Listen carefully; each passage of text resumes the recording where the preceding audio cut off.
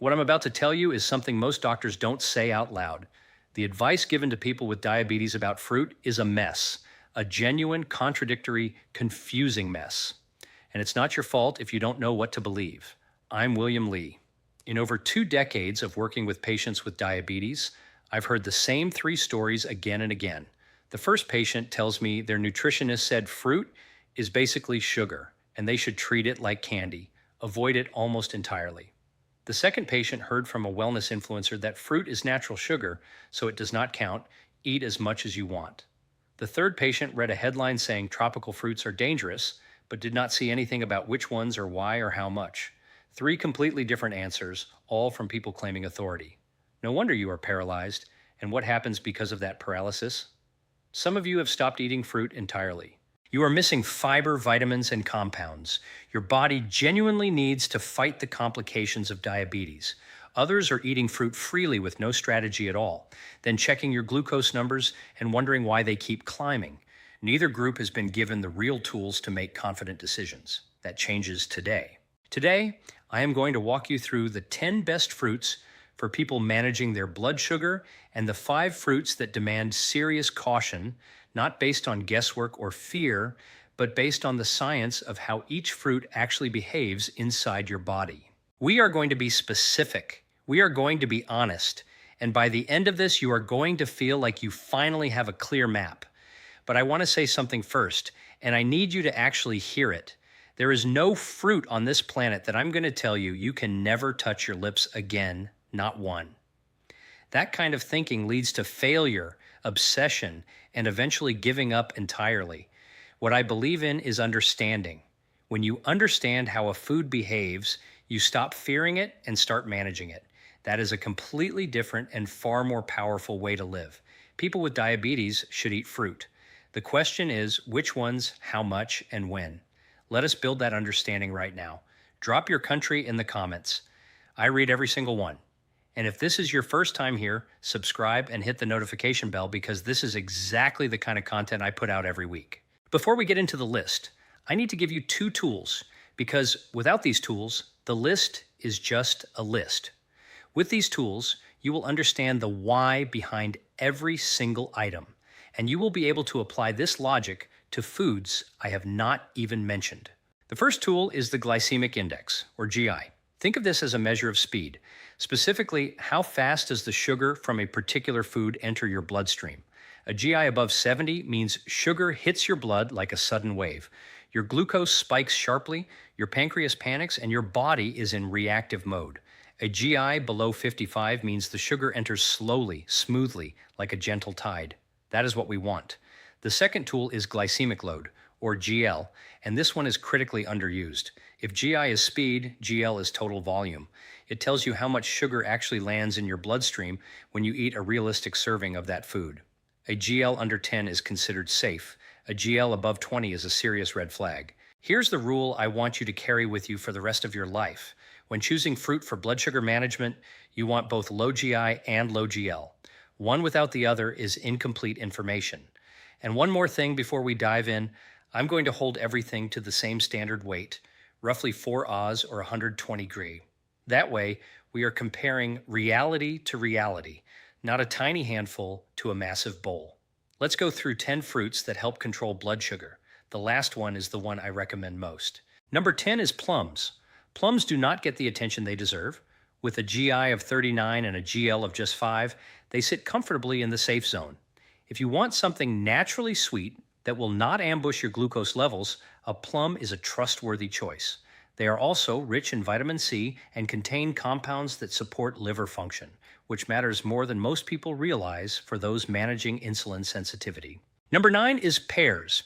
A perfectly ripe pear has a GI of 38 and a GL of 4. Excellent numbers. But here's what I want you to notice about pears specifically. The fiber is not evenly distributed throughout the fruit. A large portion of it is concentrated just beneath the skin. If you peel your pear, you are peeling away significant protection. Eat it whole, skin on. That fiber acts as a physical barrier that slows the release of sugar into your blood. Do not throw that away. Number 8 is apples. GI of 36, GL of 6. You already know apples are good for you, but let me be more specific. Apples contain a soluble fiber called pectin. Pectin does not just slow sugar absorption, it also acts in your digestive tract to help reduce LDL cholesterol, which is your bad cholesterol. For a person with diabetes, cardiovascular risk is the number one long-term concern. Eating an apple with its skin is doing two jobs at once. Never underestimate the humble apple. Number 7 is passion fruit. GI of 27, GL of 5. Those are remarkable numbers. Passion fruit is one of the most blood sugar friendly fruits in existence, and most people have never considered adding it to their regular rotation. Here's the bonus. Passion fruit contains natural compounds with a mild sedative effect that supports deep, quality sleep. Why does a diabetes channel care about sleep? Because poor sleep directly worsens insulin resistance. One bad night of sleep can raise your fasting glucose the next morning as though you had eaten poorly. Passion fruit is not just a snack, it is a nighttime strategy. Number 6 is oranges. And I need you to stop here for a moment because what I am about to say has more practical impact on your daily blood sugar than almost anything else in this video.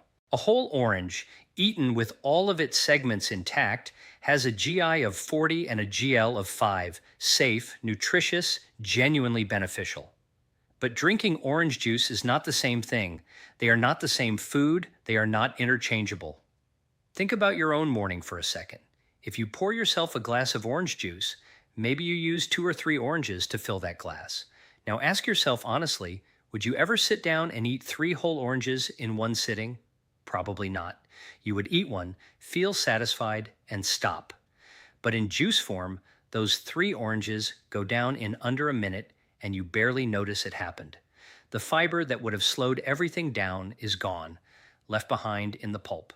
What reaches your bloodstream is essentially a concentrated wave of sugar. The GL of that glass climbs above 20, which is the red zone. This is one of those moments where the healthiest seeming habit is quietly working against you. Fresh squeezed, organic, no added sugar, and still a problem because it is not about what was added, it is about what was removed. The fiber was removed, and the fiber is the protection. Eat your orange, do not drink it. Number 5 is kiwi. GI of 38, GL of 9. Kiwi earns its place here for 2 reasons. One is obvious, it is genuinely low in its glucose impact. The second reason is what makes it particularly valuable for diabetic patients specifically. Kiwi is dense in antioxidants, particularly vitamin C and vitamin E together, that have been shown in studies to help reduce blood pressure. Why does that matter here? Because approximately 2/3 of people with type 2 diabetes also develop high blood pressure. Managing both conditions simultaneously through food choices is enormously valuable. Kiwi lets you fight on 2 fronts at once. Number 4 is strawberries. GI of 41, GL of 3. That GL of 3 puts strawberries among the safest fruits you can eat for blood sugar management. But the real story of strawberries is in a class of pigment molecules called anthocyanins. These are the compounds that give strawberries their deep red color, and they are among the most potent cardiovascular protectors available through food. The blood vessels that feed your heart, kidneys, and eyes are the structures most at risk as diabetes progresses over time. Anthocyanins directly support the integrity of those vessels. Eat strawberries frequently, not just occasionally. Number 3 is guava, GI of 23, GL of 3. I want you to notice that GI of 23, that is extraordinarily low. For context, white bread sits at around 75. A guava and a slice of white bread could not be more different in how they treat your blood sugar, and they can cost similar amounts at the grocery store. I also want to knock down a myth right here that has genuinely scared people away from fruit they should be eating.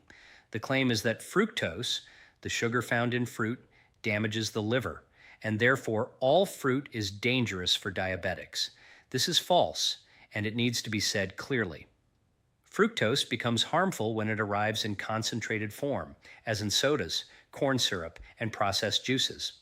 The liver processes concentrated fructose in a way that causes problems over time. But the fructose naturally present in a whole guava arrives alongside fiber, water, vitamins, and polyphenols that completely change the metabolic picture. Your liver is not treating a guava the same way it treats a can of soda.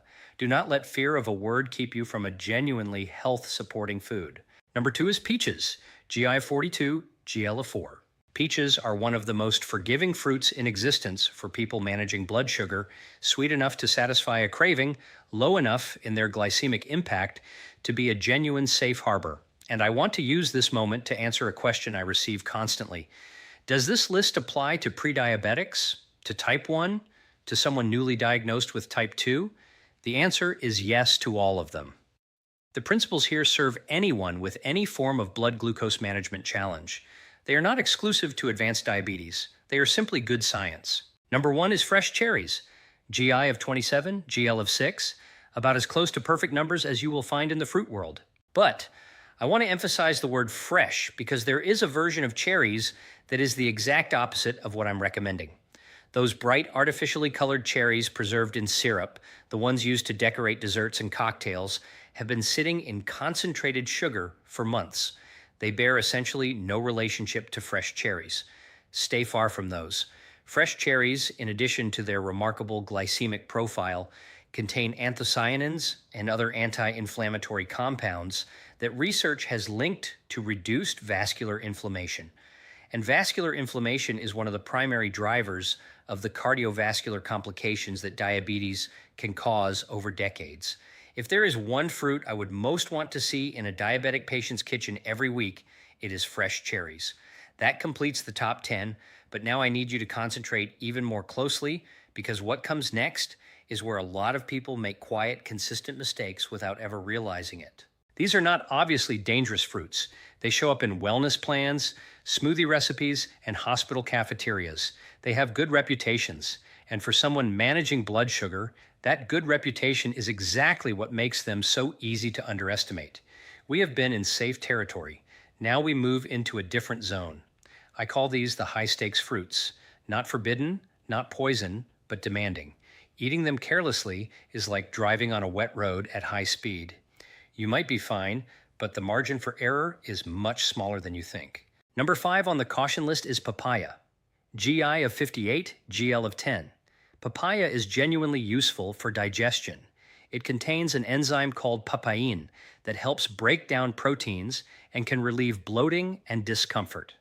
I do not want to dismiss that benefit. It is real. But for someone with diabetes, the digestive benefit and the glucose impact arrive together. You cannot get one without the other. And at a GL of 10, papaya is sitting right at the boundary of what is considered safe. If you eat papaya, keep portions small, eat it alongside protein, and do not make it a daily staple. Number 4 on the caution list is pineapple. GI of 59, GL of 14. Pineapple is refreshing and has built an impressive wellness reputation. You have probably seen claims that it burns fat, detoxifies the body, and reduces inflammation through an enzyme called bromelain. Some of that has scientific support, but your pancreas does not know about pineapple's reputation. It only knows about the sugar load. And at a GL of 14, pineapple delivers a substantial glucose challenge, half a cup maximum, not a bowl, not as a freebie because it seems healthy. Treat pineapple with respect. Number 3 on the caution list is mango. GI of 56, GL of 14. Mango is beloved all over the world, and I completely understand why.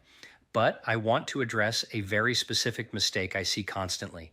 Some people believe that if you add chia seeds or flax seeds to a mango smoothie, you have made it safe for blood sugar. That is a trap. The seeds slow down the rate at which sugar enters your blood. That is the glycemic index effect. But the glycemic load, the total volume of sugar your body has to process, is completely unchanged. Your pancreas still has to deal with every single gram of that mango sugar. You have just stretched the timeline, not reduced the burden. Number 2 on the caution list is bananas. GI of 62, GL of 16. Bananas are everywhere, cheap, portable, familiar, and nutritious. But look at that GL of 16. If you want to eat bananas, there are 2 rules. Choose ones that are just ripe, with some green still in the peel, and eat half alongside some protein. Number 1 on the caution list is grapes. GI of 61, GL of 12. The problem with grapes is not just in the numbers, it is behavioral. You plan to eat 5, you eat 1, then another, then another. Before you realize it, you have eaten 20 or 25. If you want grapes, count them out beforehand. Set your number at 10 and stop there. Never eat directly from the bunch. Before we get to the special case, I need to warn you about two dangers more serious than any individual fruit. The first is dried fruit. Removing water concentrates sugar. A small handful of raisins can exceed a GL of 30. For people managing blood sugar, dried fruit is not fruit. It is concentrated sugar with a health halo. The second danger is ripeness. As fruit ripens, starch converts to sugar. A slightly green banana behaves very differently from a spotted one. Same fruit, different outcome. Now, watermelon. Watermelon has a high GI above 72, but a low GL around 4 because it is 92% water. In theory, it is manageable. In practice, portion control is the issue. If you can eat a measured serving and stop, it is fine. If not, it becomes a problem. Be honest with yourself. Let me speak to you directly. I hear exhaustion in people managing diabetes, confusion, contradiction, and loss of trust in their own judgment. Trying to change everything at once does not work. Small, consistent changes do. So here's your task for tomorrow. Fix your breakfast. Replace high sugar options with 2 eggs and 1 whole fruit from the top 10 list. Most people notice the mid-morning crash disappears. Start there. 1 change, 5 days, then build. The 10 fruits you can eat with confidence are plums, pears, apples, passion fruit, whole oranges, kiwi, strawberries, guava, peaches, and fresh cherries. The 5 requiring caution are papaya, pineapple, mango, bananas, and grapes. 2 rules above all: whole fruit beats juice, and less ripe fruit carries less sugar. Managing diabetes is not a war against food. It is a project of understanding. The more you understand, the more freedom you gain. I am William Lee. Take good care of yourself. I will see you in the next.